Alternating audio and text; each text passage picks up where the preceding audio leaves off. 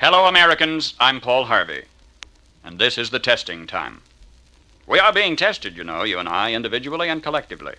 The test isn't going to be all fun or all easy. But if you'll hear me out, I think you'll agree you wouldn't want it any other way. Such a little while ago, we sat around in our councils of men, chewing our fingernails up past the elbow, worrying about the hideous force which man had loosed on the world when he unharnessed the atom. Now, looking back, we can see that the nuclear weapon was a disguised blessing. We're outnumbered by our potential enemies 7-1. War with bayonets, we couldn't win.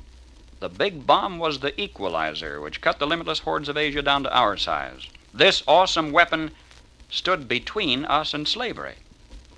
And now we can see that an all-wise Almighty entrusted this hideous instrument to our tiny fraction of the Earth's population first, not for our destruction, but for our deliverance. Our problems are not new ones. What are our problems? Death, war, and taxes. Well, there's nothing new about the first of these, nor about wars, hot or cold. Wars never end. Cain clobbered Abel with about a 4-pound club, and men have been fighting ever since. The only difference being that with each succeeding generation, the foot-pounds of destructive energy which one man can deliver increased through the development of the crossbow, the catapult, gunpowder, and the automatic weapons, and the cannon, the airplane, the bomb, the blockbuster. For thousands of years, the line on the chart measuring the foot-pounds of destructive energy which one man can wield goes up in a slow, steady incline until August 1945. And suddenly the line on the graph shoots for the stratosphere, for then there'd been thrust into the hands of man a weapon 400 million times more lethal than anything ever before. This has changed the complexion of war, but wars never end. In the 3,500 years of recorded history, fewer than 8% of those years have been warless ones, and even in this 8% of the time between, the wars between the wars, which we have come to call Cold Wars, went on. Nor is there anything new about these. Quintus Fabius Maximus, the Roman general, was the original Cold War kid, I guess you could say. The Romans nicknamed him the commentator, meaning one who delays. He marched and countermarched. He turned the battlefield into a parade ground, but he wouldn't fight. Hannibal's getting ulcers, but he isn't getting shot. And they say one day old Fabius met the Carthaginians on the field of battle, and he said dramatically, "Well, what will it be, war or peace?" And they said by that time they were so bush, chasing him around didn't make much difference one way or the other. So he said, "Then let it be war."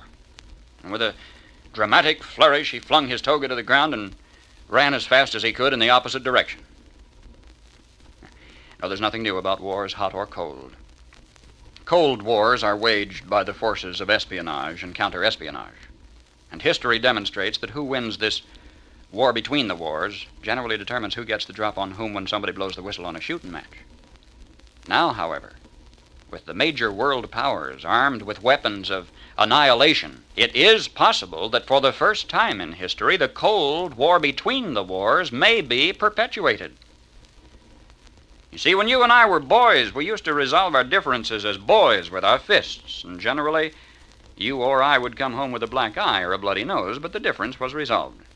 We don't do it that way anymore. Nowadays, though we try to pretend to our wives that we have some nobler motive, the fact of the matter is that the only reason we don't fight with our fists anymore is that we are so increased in size and physical prowess, we've become so strong in the arms and so soft in the tummy, that if we were to wage combat, somebody might get badly hurt. Maybe somebody might get killed. It just wouldn't be worth it. So now we resolve our differences by more moderate means. Americans, it's the judgment of most thinking men that the great nation-states of the world have now approached such a position of physical strength, physical prowess, that none will dare to attack the other. If the initiation of the armed conflict is in itself a suicidal act, then a military standoff might conceivably be perpetuated and doomsday postponed indefinitely. This, however, presupposes that we're going to keep us strong. That's us spelled U.S. Strong in our arms and in our hearts. Now then, what makes a nation strong? Taxes? There's nothing new about those either. The first income tax was paid by Abraham. It was written on a rock by the hand of divinity and handed to Moses at the top of Mount Sinai. And you might want to remember this. It was at the flat rate of 10%. It promised the wrath of God on anybody who tampered with or violated that law. Christ was born in Bethlehem because Joseph was on his way to pay his taxes. Joseph was a relatively well-to-do landowner of the house and lineage of David. Yet the taxes exacted by Caesar Augustus were so exorbitant that he didn't have enough money left over to employ a trusted messenger for the mission, so though his wife was great with child, he made the journey himself. And Christ was born in Bethlehem because Joseph was on his way to pay his taxes. And Christ was born in a manger because there was a housing shortage when he got there. Our problems are not new. At Runnymede, the Magna Carta was handed to King John on the end of a sword, denying to royalty the right of unlimited taxation. Yet you know it was for us, the American people, to become the first in recorded history ever voluntarily to surrender our rights to private property. Oh, yes, we did. With an innocent-sounding constitutional amendment, the 16th, which says that Congress shall have the power to lay and collect taxes on incomes from whatever source derived, and we forgot to put any limit on the extent to which we could tax ourselves. Conceivably, we could be taxed out of all private property. We could be taxed not 70%, 80%, 90%, but 100%. We could awaken one morning and find that the government owns the farm and the house and the car and has a mortgage on the church, legally.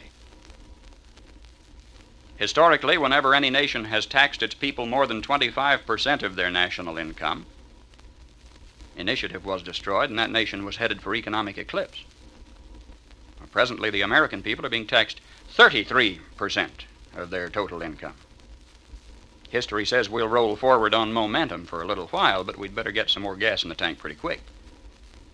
You see, ours is not the first by George good government to arise on the world stage. There have been several.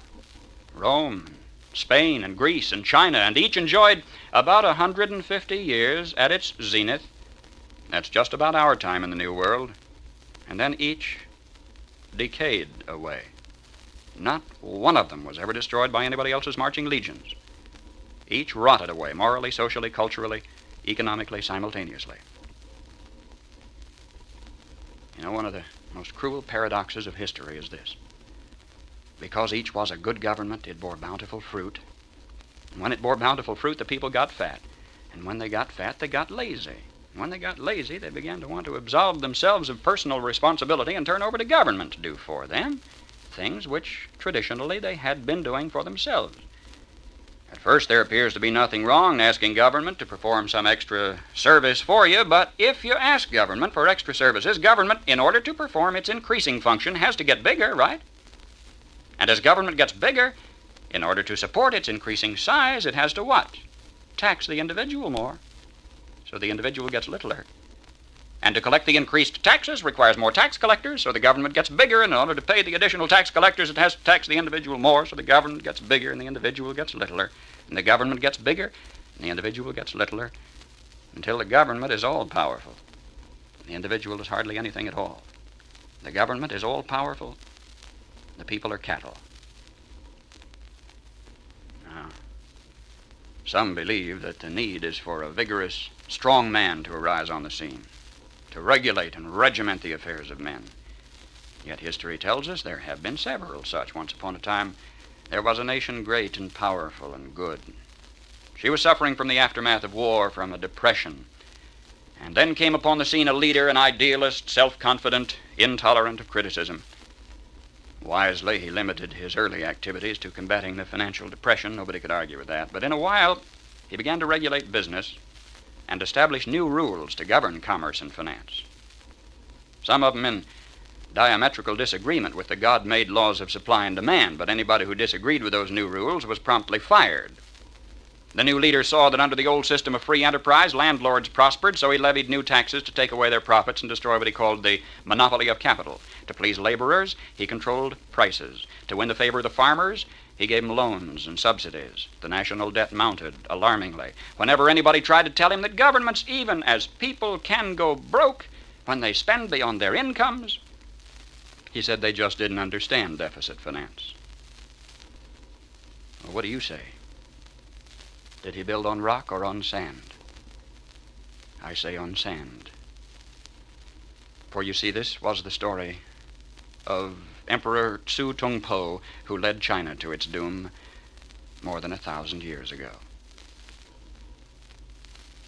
And I am as satisfied with all my heart that if Uncle Sam ever does get whipped, here too, it will have been an inside job. It was internal decay. It was not external attack that destroyed the Roman Empire. Starting about 146 BC, internal conditions in Rome were characterized by a welter of class wars and conflicts, street brawls, corrupt governors, lack of personal integrity and moral responsibility. About 290 years after Christ, a Roman emperor named Diocletian took over. He really grabbed the bull by the horns. He took over in a period of turmoil and severe depression. The first thing Diocletian did was call in the gold and close the banks and raise the taxes. He reduced the power of the Senate, delegated its power to a lot of little government bureaus. Do you know they even had a Transportation Act back there prescribing the fee required to rent one laden ass per mile, and at today's rate of exchange it would have amounted to about 1/8 cent per mile, which meant that in order to make a profit, a jackass would have to carry 5 passengers? That was simply beyond the capacity of the jackass. Diocletian put millions of people on the public payroll, but when this failed to do the job, the country was still in trouble. He asked more personal powers for himself. For a brief while, incidentally, they were standby powers, but then he used them all at once. He froze wages, he froze prices, he froze jobs, he stopped profits, he dictated to the farmer what he should plant, when and how he should sell it, and for how much, and he rationed food. And what happened? The labor market closed down. Incentive was gone. Farm life became dependent on bureaucratic red tape. Exorbitant taxes cost the farmer his land. He kept for himself only a small plot on which he might grow turnips for his family. He lost the rest of it to the state, and without food and with incentive gone, city life stagnated and declined. And Rome passed into what history has recorded as the Dark Ages, lasting 1,000 years. Just by turning to the left, the world has gone in circles.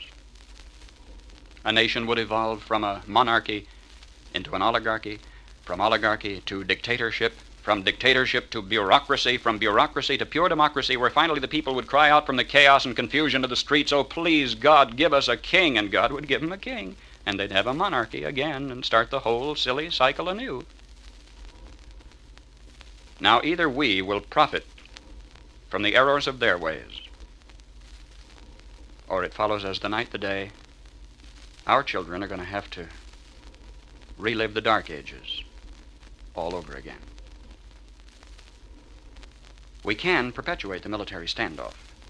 We can delay doomsday indefinitely. We can continue on the high road that's made our United States the powerhouse of the world. But again, it isn't going to be all fun. But then nothing worthwhile ever is. If we intend to stay strong enough to enforce peace, let us determine first the source of our strength. How come, after thousands of years of experiment, our new nation has come so far so fast? All this in less than 200 years. What is the secret of our success? Well, I think it had to do with a basic American's creed. Perhaps it never passed the pioneer's lips in this form, but if it had, I think he would have said something like this: I believe in my God, in my country, and in myself. I know that sounds like a trite, too simple thing to say, and yet it's a rare man today who will dare to stand up and say, I believe in my God and my country and in myself, and in that order. When the early American pioneer first turned his eyes toward the west, there were only Indian trails, or traces as they were called, for him to follow through the wilderness. Do you know today you can roller skate from Miami to Seattle, from San Diego to Plymouth Rock? In this little bitty instant, as historical time is measured, our 7% of the Earth's population has come to possess more than half of all the world's good things. How come? Well, sir, when that early pioneer turned his eyes toward the west, he didn't demand that somebody else look after him.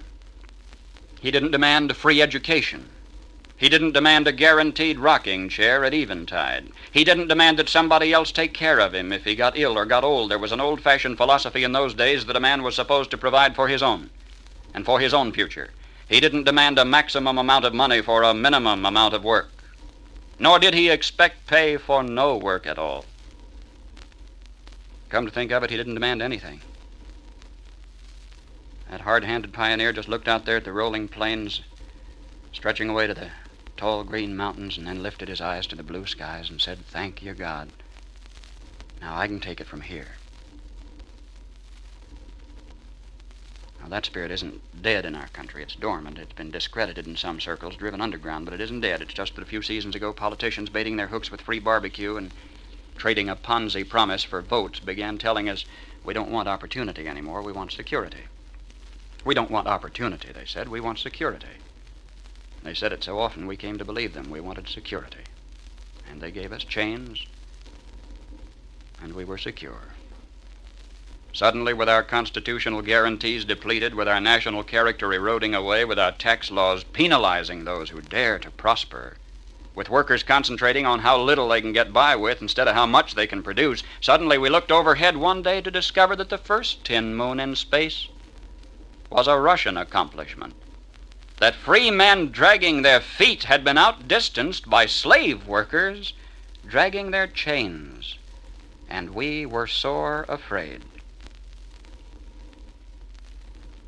But as with the nuclear bomb, perhaps this was a disguised blessing too.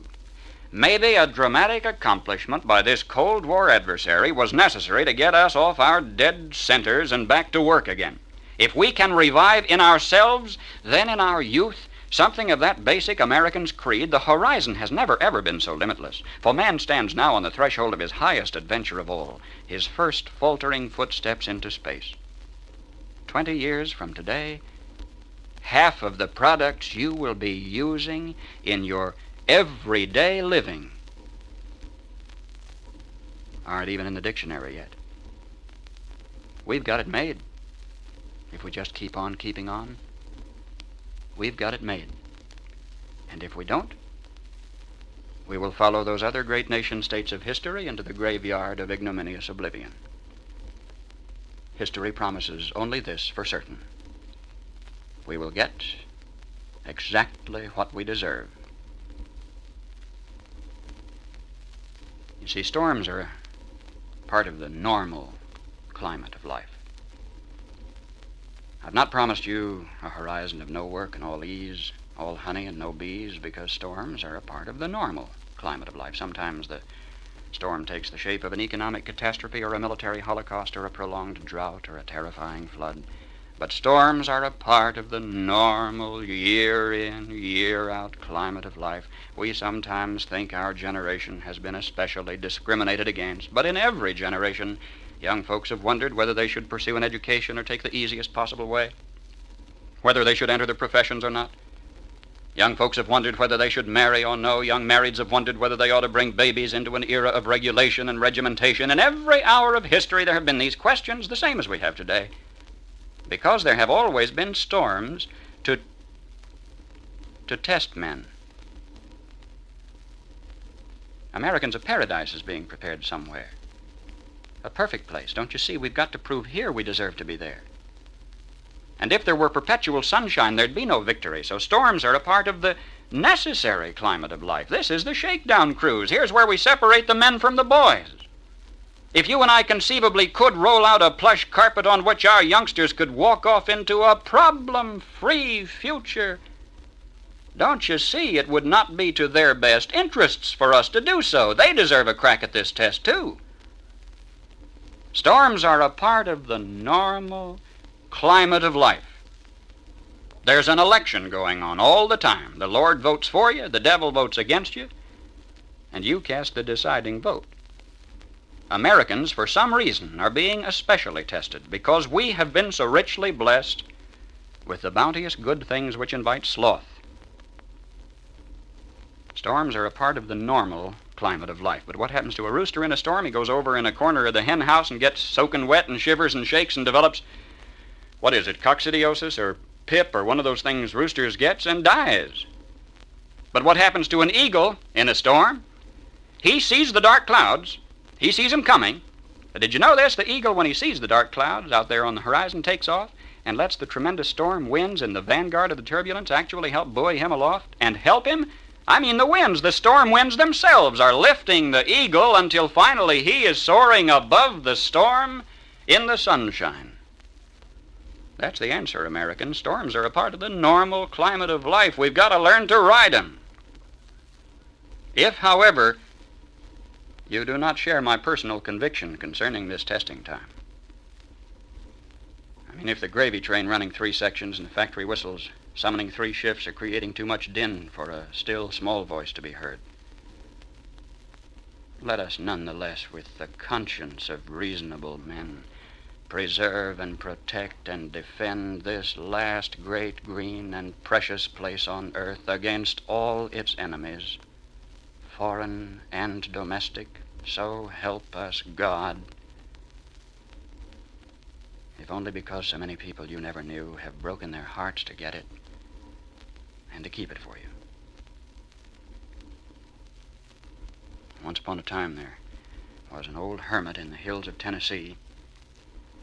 Always used to be able to answer any questions that the youngsters of the community would bring to his hillside cabin. He was a wise old man, but in every community there is one scalawag, one borderline delinquent, one of those always getting himself into trouble, always leading others astray. And there was one such in this community, and one day he gathered his cohorts about him. He says, "Fellas, I have an idea how we're going to fox that old man up on the mountain. He thinks he's so smart. I'm going to catch me a bird, and I'm going to hold it in my cupped hands. And I'm going up to his cabin, and I'll say, 'What have I here, old man?' He'll guess right, he always does. He'll say it's a bird. But then I'm going to say, 'Is it alive or is it dead?' If he says it's dead, I'll let it fly away and prove him wrong. If he says it's alive, before I show it to him, I'll crush it to death." Well, youngsters caught a small bird and went up to the hillside cabin, rapped on the door. The old man came to the door. The lad said, "What have I here, old man?" The old hermit said, "Why, it appears to me it's a bird you've caught there, boy." And the lad, glancing at his friends out of the corners of his flashing eyes, said, "Yes, but is it alive or is it dead?" And the wise old man of the mountain said, "It is as you will, my son." That is the sum of it, Americans. We have here captured the elusive eagle of individual liberty. Now you can love it and feed it and watch it fly, or neglect it and starve it, and it'll die. It is as you will. The future is in your hands.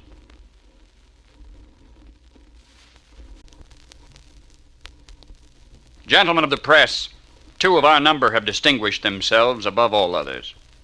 I should like to submit their names for your consideration for our Hall of Fame. May I preface these nominations with a restatement of our responsibilities so that you may judge how these men measured up to the standards of our profession. You know an essential ingredient of good reporting in the dimensionless kingdom of news is speed. Of all commodities, ours is the most perishable. Even bananas already turning black on the pushcart will sell faster than yesterday's newspaper. Every worthy scribe knows he must be accurate, thorough, and honest. But in addition to these things, he must beat the deadline. And these nominees consistently beat the deadline. Similarly, these men answer the obligatory questions of who, what, when, where, and how accurately and adequately. Their coverage of news events was competent and complete. A newsman's responsibility is sometimes terrifying. So refined has the science of news coverage become that the average American often sees storms brewing before Washington does. Our citizens are often 2 jumps ahead of our Congress in discerning the soundness or the silliness of proposed policy. The reason is that 1,000 qualified newsmen reporting from the corners of the earth, with their reports sifted and sorted and evaluated by responsible stateside editors, provide Americans a clean, clear window through which they may watch with 2,000 eyes the entire world.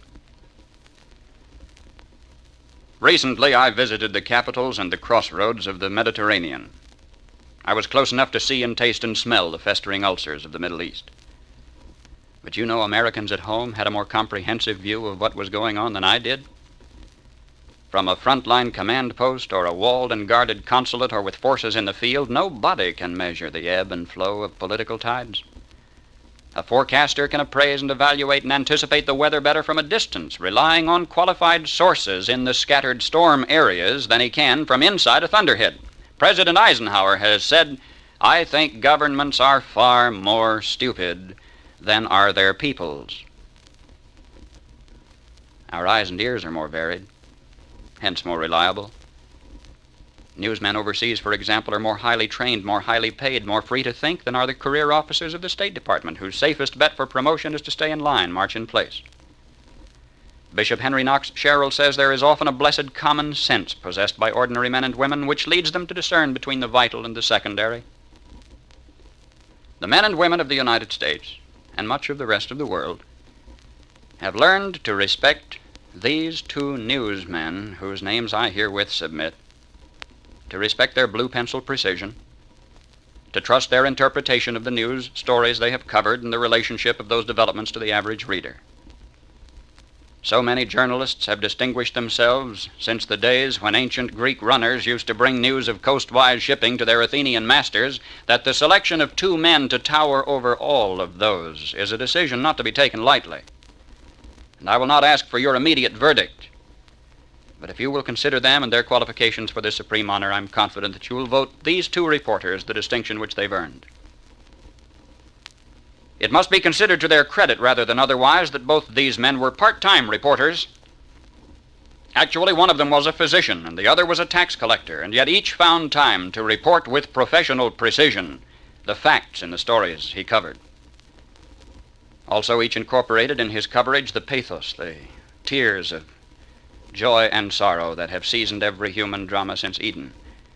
I commend especially to your attention what these two men called the second chapters of their reportorial assignment. You may reread these at your leisure before rendering a decision. And the two reporters to whom I refer are the Jewish tax collector named Matthew and the Greek physician known as Luke. And the one story, which each covered in his own way, answers all of the primary requirements of news gathering: the who, what, when, where, and how of that memorable night when a star stood still over a stable. And in this high-speed 20th century, on a planet knitted together by vast networks of wire and wireless, the best of our efforts, yours and mine, will be pushed onto page 2 this next December. Still, their story will be republished for the 2000th year on page 1, still ahead of the deadline. And even yet it'll bring whole nations to their knees. I have hoped that I might live to broadcast the second coming of Christ. I was not there for the only other news event that compares, the day he rose from the dead. You know the man I would like to have interviewed that first Easter day? Barabbas. Or the crucifixion day preceding, if he'd felt like talking. Barabbas. The Bible mentions him only 5 or 6 times, tells little of what he was like, but how I would have wished to follow him home that day when he, though sentenced to die, did not die. I'd like to have walked down Calvary Hill with him. Others coming from the show would have called out to him, "Let's stop for a drink, Barabbas, let's celebrate." But you know, as I imagine it, and the rest of this is as I imagine it, he would have waved in preoccupied recognition of the greeting and then continued shuffling along the dusty road toward his humble house. Eventually he'd turn, notice me, and he'd say, "Did you see it?" And I would say, "I saw." And he would say, "How do you figure that fellow being willing to die in my place? What's his angle?" And I think I'd have remained silent, let him reason it out.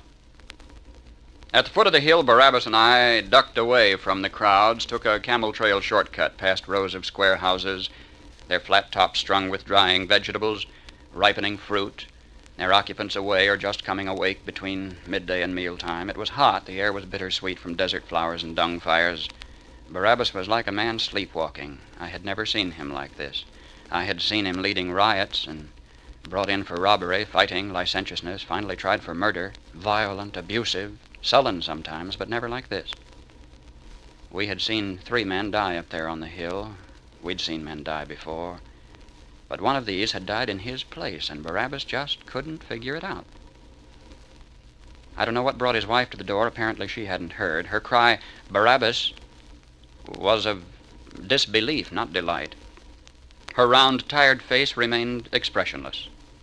"What happened?" she said. This callous, childless woman had often opened the door to her husband, drunk, fleeing, sometimes frightened, but she had long since declined to open her hurt heart anymore. And I had a fleeting feeling that she was not really glad to see him, even a little otherwise. "Barabbas," she started to speak in that flat voice, to ask again, but instead stepped aside, and we entered, and I stood awkwardly for a moment before he indicated a bench. I sat. It was a box-like room, mud walls, divided in two parts only because the beds and the rough-hewn chest and cooking utensils were on a higher level, and there were indications that livestock shared the lower level, with a work table and a loom and the bench on which I sat.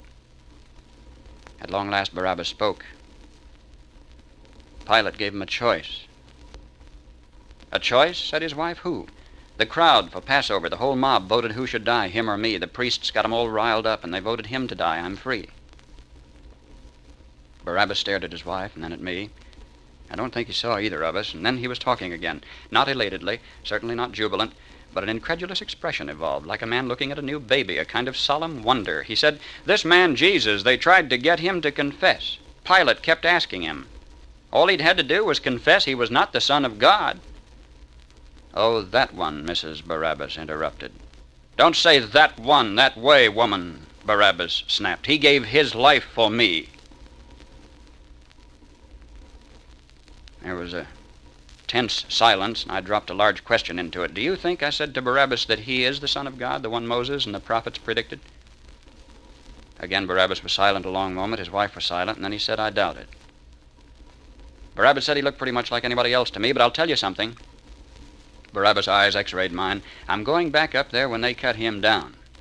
And if he gets up out of the grave like he said, if that dead man up there comes back to life, then I'm joining up with his followers." "Why?" I said. "Because he died for me," Barabbas fired back. "Ain't that enough? And besides," said Barabbas, "I want to learn how he does it." And Mrs. Barabbas, her eyes somehow softer now than I remembered, walked over beside her husband, touched his hand. I'd had my interview. A little later I left. It was a good story. But instead of heading toward town, I found myself walking back toward Calvary. I figured to stay with the guards and the followers. The governor had ordered an unprecedented seal on the tomb and soldiers to guard it. No man, dead or alive, could escape that. No mortal man. The prophets had said 3 days. I'd waited out. I don't know what I expected, but if he could do it, what a story, what a bio. The greatest maybe make a book out of it. And besides, if this Jesus of Nazareth could make good, if he could die and rise again, then he'd said anybody could. And like Barabbas, I figured that was just too good a deal to pass up. I was not familiar with this shabby section of Jerusalem, and it was growing dark, but I could see the cross on the crest of the hill silhouetted against the Judean sky. I could follow that. I would find my way. Americans, I want to take you with me across an ocean and a sea to Milan, Italy, and back across 5 centuries, just to see a building not much bigger than your garage. But I'll be willing to bet it's a building you'll never forget. In the days when each Italian city was a separate autonomous country, the Duke, Ludovico Sforza, and his family kind of ran things in Milan, for better or worse. The best was when they decided to give the whole city a facelifting in 1482. And in the years that followed, the Gothic city took on a new Renaissance appearance. Palaces and gardens, hospitals, parks, canals, convents, and one of these was a Dominican convent dedicated to St. Mary of Grace. At the moment when Columbus was buying ships with Queen Isabella's jewels, something important was going on in that convent. A man was stirring a concoction of egg tempera and pitch and mastic and preparing to use this stuff to paint the convent's dining room wall. Well, it's 1492. Columbus hits the beach in the West Indies and thinks he's at Fort Lauderdale, while back there in this convent, this part-time weapons inventor, architect, sculptor, painter is climbing up and down on the scaffold, alternately appraising his work and dabbling away with this acrid-smelling imitation paint. No sooner does he finish his work than the Duchess of the Milan court, who had hired him for the job, dies, and her husband, the Duke, wants her buried in this beautiful little building, so the convent is closed. The place is reopened as a mausoleum to contain the tomb of the Duchess and later her child. Architects remodeled the place from time to time, but it remained a family mausoleum until sometime in the 17th century, and then came the Inquisition. Now the once sacred place was profaned by the inquisitors who brought their victims there and extorted confessions from them.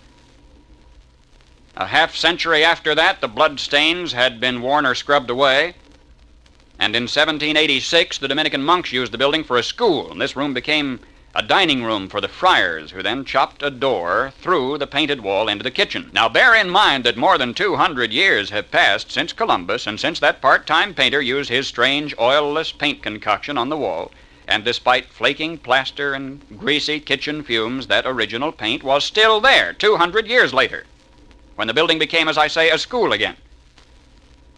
But in 1797, boom, the ugliness of war swept over the little building, and Napoleon's troops moved in. The former refectory they used as a stable. The walls, which had been painted 300 years before, soon stank of the sweat and dung of its animal occupants. Then one day the occupation ended, the room was emptied. The wall, which had been so patiently painted 3 centuries and more before, now mildewed from the dampness, was scrubbed, and the barn became a church again. In 1891, somebody finally got around to repainting that ancient interior. In 1894, again, the prime coat invented by the original painter was covered up. I guess it wasn't renovated again, actually, until 1935, when the little church was touched up here and there. So by 1937, there remained visible nothing of the original tempera colors. The 500 years old paint job finally, apparently, had been totally obliterated. There were 3 especially terrible nights for the city of Milan, Italy in 1943. Our bombers, Allied bombers, had made every reasonable effort to spare churches from destruction, but during those 3 desperate nights, almost nothing in Milan was spared. And in the saturation bombing, the little building suffered a direct hit. The little place of worship, which had survived the merciless Inquisition and the ugliness of military occupation, could not survive the devastation of Allied bombs. It was a morning of mourning, never to be forgotten, when parishioners found their church, their beloved and beautiful Santa Maria della Grazia, a pile of rubble. Recently in Milan, I visited the spot. A reconstructed church stands there now, and I saw many photographs of the before and after, before the bombing and after, when timbers and mortar were piled in a grotesque, shapeless mass. Just the small cross protruded piteously from the shambles. I can't forget those pictures. The extent of that devastation, it's impossible to exaggerate. I've chased floods and fires and explosions and wars to the corners of this planet in a quarter century on the news beat, and I have never seen any single structure any further reduced to kindling. But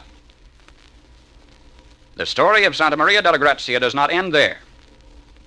Nor does the story of the strange little part-time painter who did the first decorating job on that one-time convent, one-time school, one-time stable. His story does not end there either. This is the rest of the story. When the weeping, heart-sick people of that little parish went that awful morning to the place where their church had been, they sanctified that rubble with their tears. They began to remove bits and pieces of it tenderly from around the crucifix that remained intact. They could not have handled the Christ child himself more gently than they did the pieces of wood and stone that they lifted and stacked aside. And when they had cleared that indescribable rubble, they found that of their little church, one wall still stood. The debris which had hidden it from view apparently had protected it from destruction. That one wall remained, I mean intact, and here is the strangest part of all. The original paint, mixed of mastic and whatever that other stuff was, had been protected by the subsequent coats of paint. And the war that gave us the A-bomb also gave us the electron microscope and improved X-ray eyes. Now scientists can see through paint and analyze what's underneath, determining electronically the age of almost anything. So that painstakingly and over many months since, with razor blades and solvent, they have scraped and dissolved away the more recent coats of paint on that convent wall, and now the original colors can be seen. The original colors have been restored, so that my family and I could stand there and see with our own tear-filled eyes the work of a man that had survived 500 years of violence and destruction. There on a wall that had sheltered cattle and troops, on a wall coated by cooking grease and cruelly desecrated by clumsy restorations and renovations, a wall with a door smashed through its middle, still remained the artistry of a man and the crude but indelible colors which he had mixed 500 years before. He would not have been embarrassed by the word miracle, nor will I be. For this can be nothing less, that here, still beautiful and intact, is the work of art that's been reproduced more than any other anywhere. For the picture he painted set the standard for what we believe God looked like. He painted the faces of men so accurately that the Almighty himself would not let them be erased. For on that one still standing wall of the little church in Milan is Leonardo da Vinci's indestructible Last Supper.